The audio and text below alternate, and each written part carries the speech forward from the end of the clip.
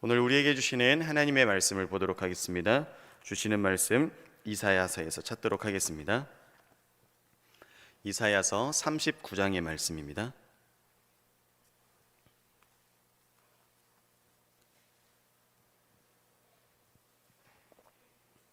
우리 1절부터 마지막 절까지 한 절씩 교독하도록 하겠습니다.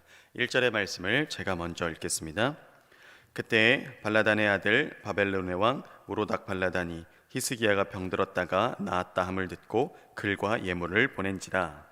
히스기야가 사자를 인하여 기뻐하여 그에게 궁중보물 곧 은금과 향료와 보배로운 기름과 모든 무기고와 보물고에 있는 것을 다 보였으니 궁중의 소유와 전 국내의 소유를 보이지 아니한 것이 없은지라. 이에 선지자 이사야가 히스기야 왕에게 나와 묻되 그 사람들이 무슨 말을 하였으며 어디서 왕에게 왔나이까? 히스기야가 가로되 그들이 원방 곧 바벨론에서 내게 왔나이다. 이사야가 가로되 그들이 왕의 궁전에서 무엇을 보았나이까? 히스기야가 대답하되 그들이 내 궁전에 있는 것을 다 보았나이다. 내 보물은 보이지 아니한 것이 하나도 없나이다. 이사야가 히스기야에게 이르되 왕은 만군의 여호와의 말씀을 들으소서.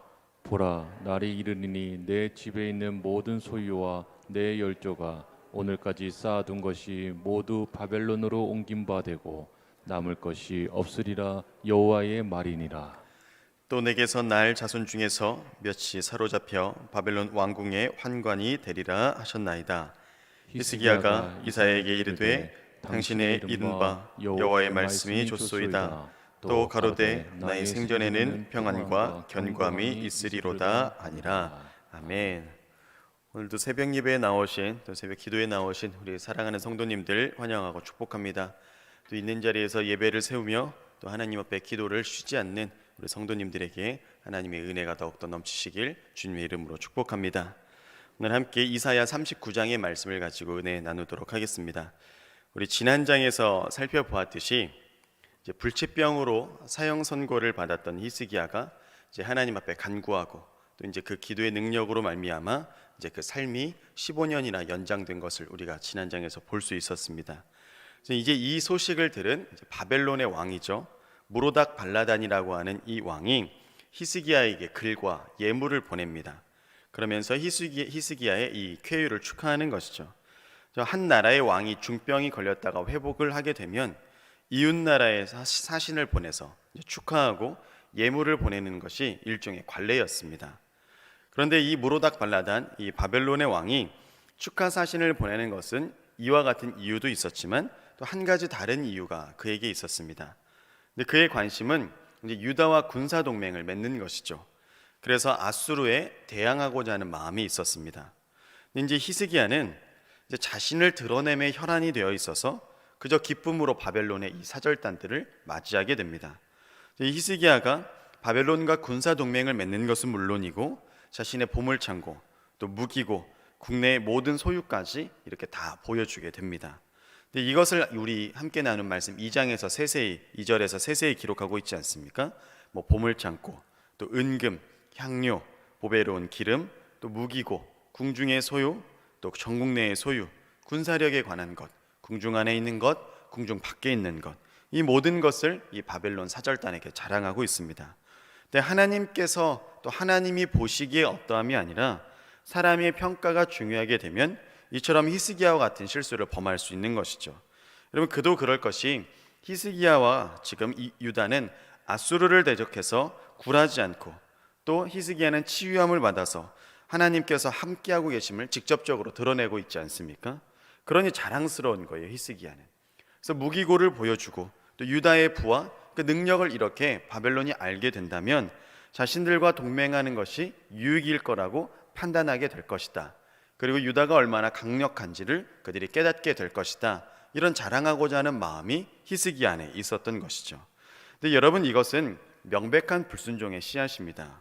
왜냐하면 히스기야가 바벨론과 군사 동맹을 맺는다는 것 자체가 하나님을 의지하는 자리에서 벗어났기 때문에 그렇습니다. 우리 지난 장에서 히스기야의 이 생명을 연장시켜 주실 때 하나님께서 어떤 것을 또한 약속하십니까? 아수르의 손에서도 벗어나게 해주실 것, 이것을 분명하게 약속해 주고 계십니다. 따라서 바벨론과 군사 동맹을 맺음으로 자국의 안위를 도모하는 것은 하나님을 향한 불순종의 씨앗, 또 불순종의 행위라고 분명히 볼 수 있는 것입니다. 사실 여러분, 바벨론의 이 사절단에게 자랑한 이 히스기야의 모습을 보면 그 모든 것이 자기 손으로 이룬 것이 사실 아니죠. 또 하나님께서 더하신 것 아니겠습니까? 하나님께서 주신 것이고, 또 아수르의 침공으로부터 지켜주신 이도 하나님이시고, 자신의 생명을 연장시켜 주신 이도 하나님이시기 때문에 가장 먼저 이 바벨론 사절단에게 보여줘야 할 것은 자신의 기도처, 아니면 선지자 이사야, 아니면 하나님의 영광이어야 하겠죠. 그러나 되려 병 고침을 난 이유임에도 불구하고 이렇게 자기의 자랑을 늘어놓은 것을 볼 수가 있습니다. 히스기야가 놀라운 하나님의 권능을 체험했고 평생토록 하나님을 찬양하고 높이겠노라 결심했던 이 시기에 바벨론 사절단의 방문에 이와 같은 실수를 범하게 된 것입니다. 여러분, 분명히 은혜에 감사했죠. 그리고 하나님을 사랑하는 마음 또한 가득했음을 부정할 수는 없을 것입니다. 그런데도 모로닥 발라단의 이 유혹에 넘어가게 되죠.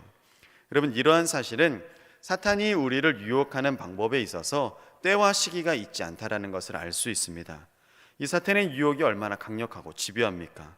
사탄의 유혹이 우리의 삶이 힘들고 어려울 때만 찾아오는 것이 아니라는 것이죠.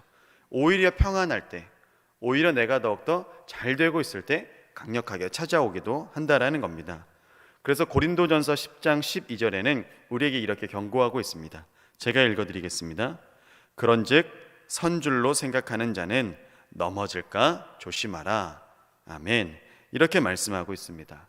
실패가 아닌 성공의 순간에, 슬픔이 아닌 기쁨의 순간에 오히려 사탄의 유혹에 쉽게 넘어질 수 있음을 반드시 기억하시기 바랍니다. 이제 이후의 말씀에 이사야 선지자가 묻습니다. 저 사절단은 어느 나라에서 왔으며 무슨 말을 했고 무엇을 보았는지 히스기야에게 이야기하고 있는 것이죠. 히스기야가 한 실수를 이게 중심을 꿰뚫어서 이사야가 묻고 있습니다. 즉 알고 있었다라는 뜻이기도 합니다. 그래서 5절에 이제 히스기야에게 이사야가 이렇게 이야기합니다. 왕은 만군의 여호와의 말씀을 들으소서. 이렇게 시작을 합니다. 이제 지금 자신의 입을 통해서 선포되는 말씀은 내 개인의 사견이나 아니면 감정에서 나온 것이 아니라 만왕의 왕이시며 대심판관 되시는 하나님의 엄중한 말씀이다. 이것을 기억해라 하면서 시작을 하고 있는 것입니다. 그리고 이어지는 6절과 7절의 말씀을 보면 이제 히스기야의 이 어리석은 행동으로 말미암아 이제 어떤 결과를 낳게 될 것인지를 예언하고 있습니다.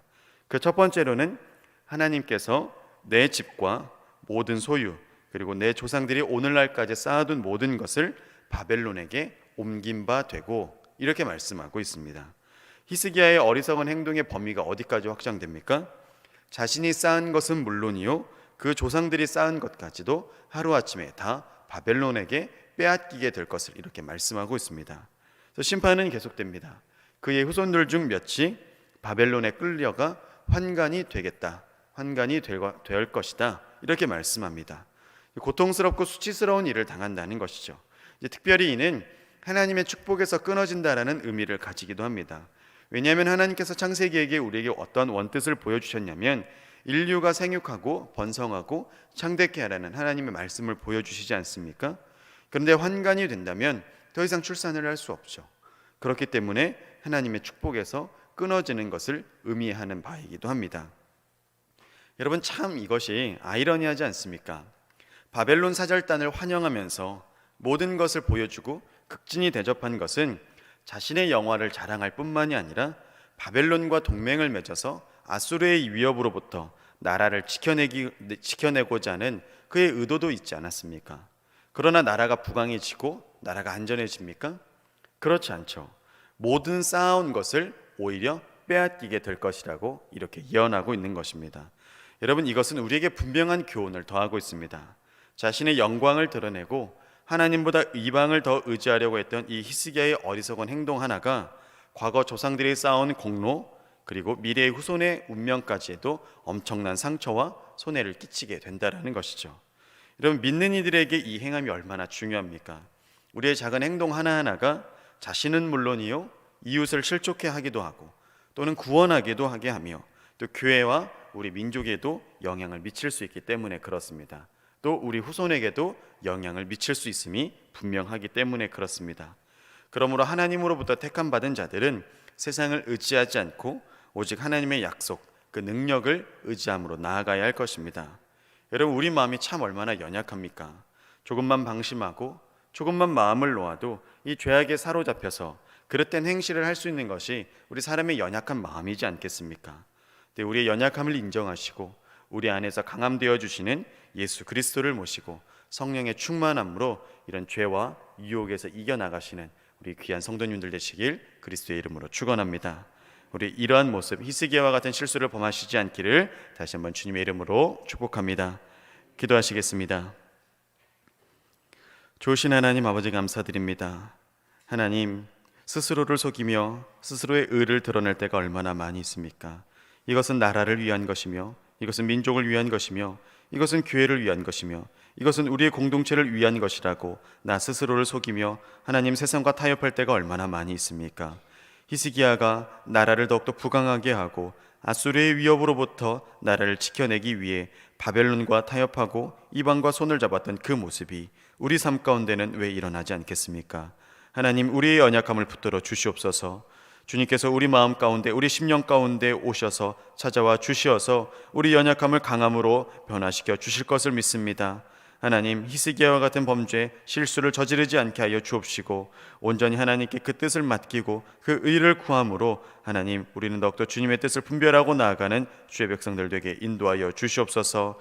하나님만을 의지하고 나아가기 원합니다.